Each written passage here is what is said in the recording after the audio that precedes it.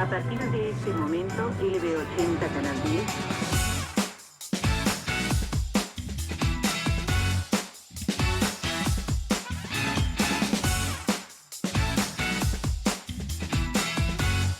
Ha nacido el color en la Argentina. Canal 10 de Córdoba se regocija.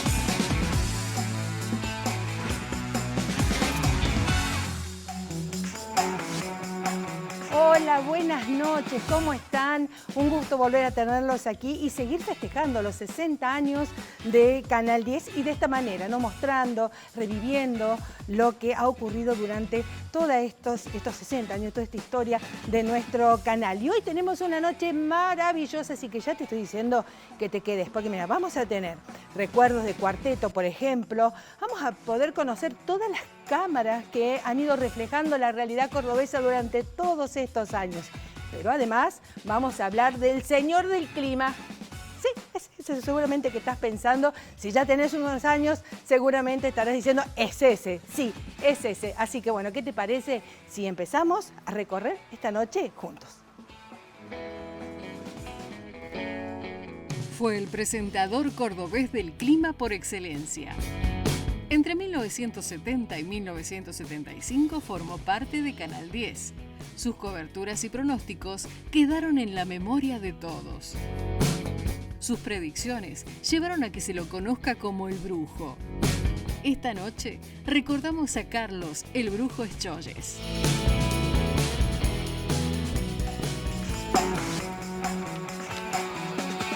¡Wow! El Brujo, sí, lo habremos visto por televisión, Escholles. Y aquí estamos con otros Escholles. Hola, Carlos Escholles Jr., te tengo que decir. ¿Cómo te va? ¿Cómo estás? Muy bien, muchas gracias por invitarme. La verdad que para mí es un placer venir a esta casa, que yo la conocí. También te vio nacer. También te vio nacer. Y más o menos. ¿Sí? Yo la conocí cuando era muy chiquitito, tenía 5 años, cuando vine por primera vez acá. Tu papá ingresó por los años 70, el primer registro Exacto. que tenemos en el año 72. Él entró en el año 1970 a los SRT. Mi papá ya era padre de 5 chicos. Voy a tratar de contártelo lo más rápido que pueda. Porque es una historia muy linda y acá hay muchos que lo conocen. Entonces, él era en ese momento padre de 5 chicos, más mi mamá, que era docente, y él era empleado de la Oficina de Meteorología del Aeropuerto Córdoba.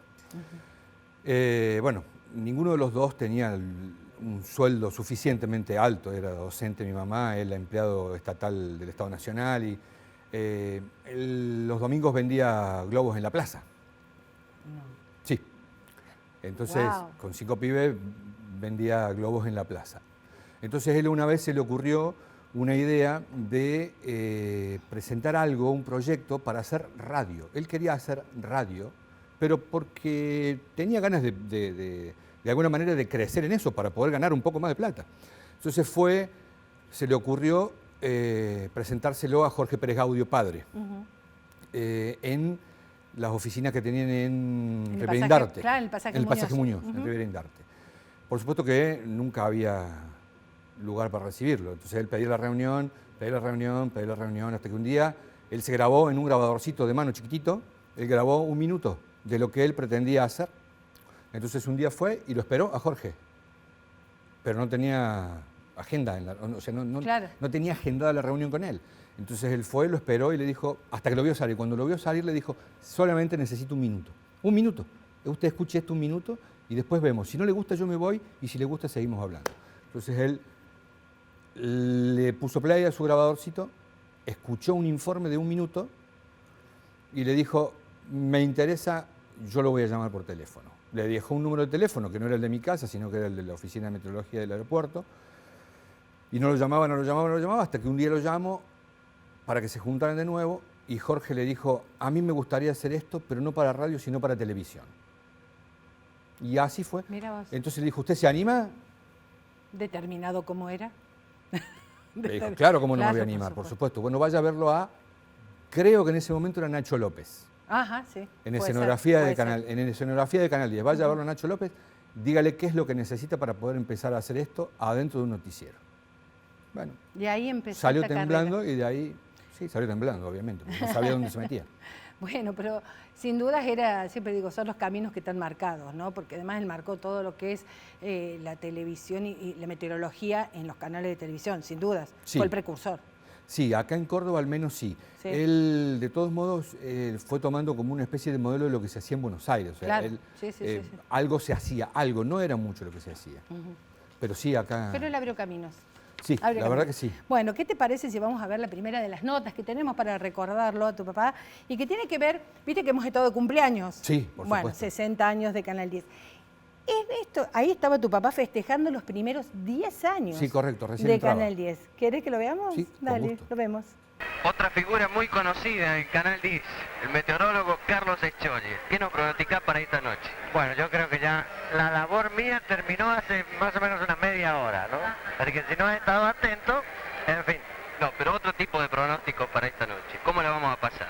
Bueno, yo creo que como todos los años la vamos a pasar muy bien y además de todo que pienso que estas reuniones son muy buenas para el compañerismo entre toda la gente y le deseo a Canal 10 que pase otros 10 años mucho mejores que estos 10 primeros. Gracias, Eschogli. Esperamos que a la salida no nos agarre un frente frío a todos. No, pero es posible que haya alguna llovizna, ¿eh? Eso es lo que dijimos hoy, por lo menos. Gracias.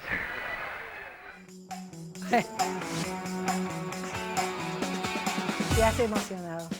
Y sí, porque ahí también estaba mi mamá al lado. Ah, mira vos, no me Sí, al lado de ella. Ah, al lado esa es de tu él, mamá la que está al lado, mira esa vos. que está ahí es mi mamá, sí, murió muy joven. Así que, bueno, nada. Wow, Sí. fuerte. Y es que sí, porque era en sus primeros tiempos, sus primeros momentos. Él ya hacía, creo que, un par de años o un año y medio que trabajaba acá. ¿Y cómo en vivían Canal 10. esto de tu casa? ¿Cómo? ¿Cómo vivían esto en tu casa, digamos, en esos entonces? Y mira, había mucha... Era muy humilde, todo era muy sencillo, era mucho más simple, no había quizá la histeria que hay ahora en función de que uno va a hacer un programa de televisión y se tiene que preparar y tiene que... Él era muy consciente de que él lo único que tenía que hacer era transmitirle a la gente lo que él sabía. Claro. Aprendió muy rápido a hacerlo, porque él sabía de la materia de la que hablaba. Claro. Aparte se rodeó de muy buenos profesionales en el canal, entonces era mucho más fácil, mucho más simple, era gente muy seria, muy reconocida, porque en ese momento los SRT era un ícono de la información, entonces era un equipo que crecía todos juntos, o sea, avanzaba todos juntos, o sea, eran todos súper profesionales en su materia periodística.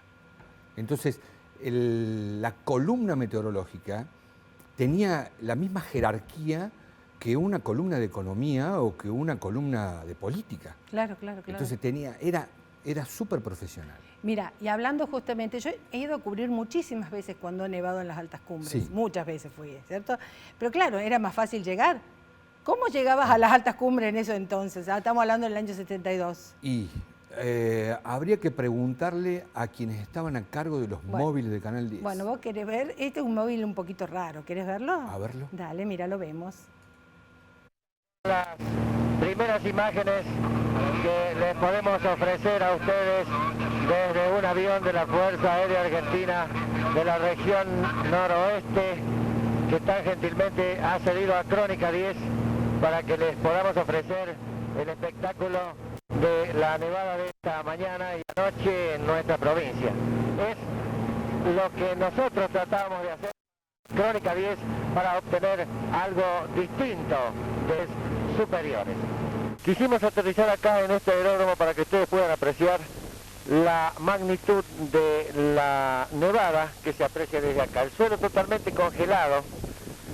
Este invierno y justamente en esta época de vacaciones, todo el mundo va a aprovechar sin duda esta situación para acercarse hacia algún lugar de nuestras tierras y disfrutar de este espectáculo que únicamente puede ofrecerse en el sur de nuestro país con más asiduidad. Wow, había que llegar en avión hasta ahí, ¿no? Sí. Pero él quería mostrar algo distinto, tal vez eso era lo que lo caracterizaba. Sí, siempre quiso hacer alguna cosa diferente. Entonces siempre trataba de presentar las cosas de una forma, o de mostrar los mapas de otra, o de tener una mirada distinta que alguien que lo pudiera entender hasta el que no supiera nada de meteorología. Lo bueno que tenía, que él sabía de lo que hablaba, digo, porque muchas veces después se ha analizado la columna del clima, sí, claro, con el tiempo, ¿no? Sí. O sea, siempre había personas que no sabían, que no sabían específicamente. Ahora creo que se está revirtiendo eso nuevamente, pero él fue el precursor de decir, no, yo sé y sé de lo que hablo porque estoy en esto. Es decir, y yo creo que eso también le hizo la diferencia. Mira, hay una cosa que él siempre nos decía a nosotros cuando éramos chicos, o cuando íbamos, o cuando empezábamos a definir qué queríamos estudiar, o qué carrera queríamos seguir, o lo que íbamos a hacer. Entonces él te lo pintaba con una frase donde decía, no importa lo que vos quieras ser, o qué quieras estudiar, o de qué quieras trabajar. Lo importante es que vos trates de ser el mejor en lo que estás haciendo. Eso es lo que te va a diferenciar del resto. Y evidentemente él lo entendió muy de joven a eso. Muy de joven. Sin duda. Creo que cuando él entró acá se dio cuenta de qué se trataba. Se dio cuenta de qué iba a jugar el resto de su vida. Claro, porque lo hizo toda la vida después.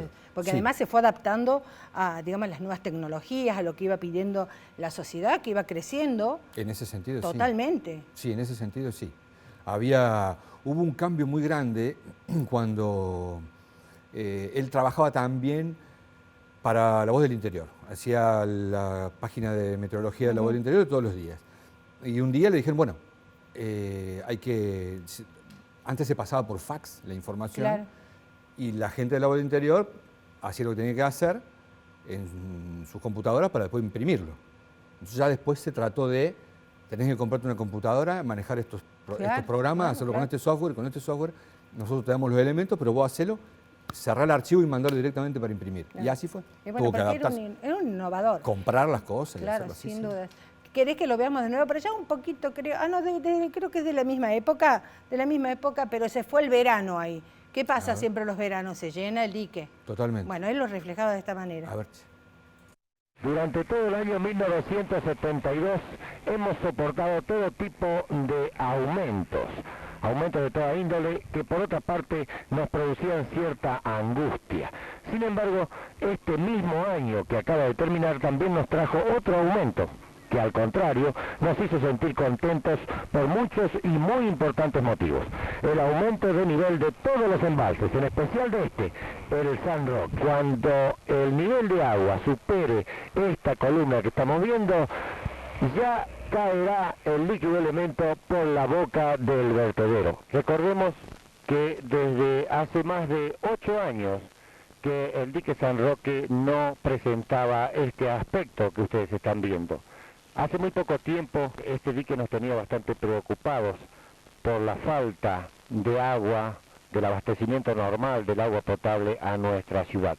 Sin embargo, ahora, como vemos, parece que esta provisión está asegurada y según las perspectivas meteorológicas, aseguradas por lo menos dentro de los próximos 10 años. Los próximos 10 años, dijo. Bueno. No ha perdido actualidad porque se ve que lo único que no aumenta es el nivel del dique. No, pero también, no, porque me preocupa, viste, cuando decía que en el año 72 todo aumentaba también. Sí, claro. Bueno, evidentemente, ¿no? Hay cosas que se repiten en el tiempo. Ninguna duda. Bueno, ¿cómo fue el paso de tu papá o el crecimiento que tuvo justamente? Porque después, bueno, hizo una página, emigró a otro canal, pero bueno, ¿todo eso fue de la mano ya de ustedes? No, bueno, en el 75 él cambia de canal.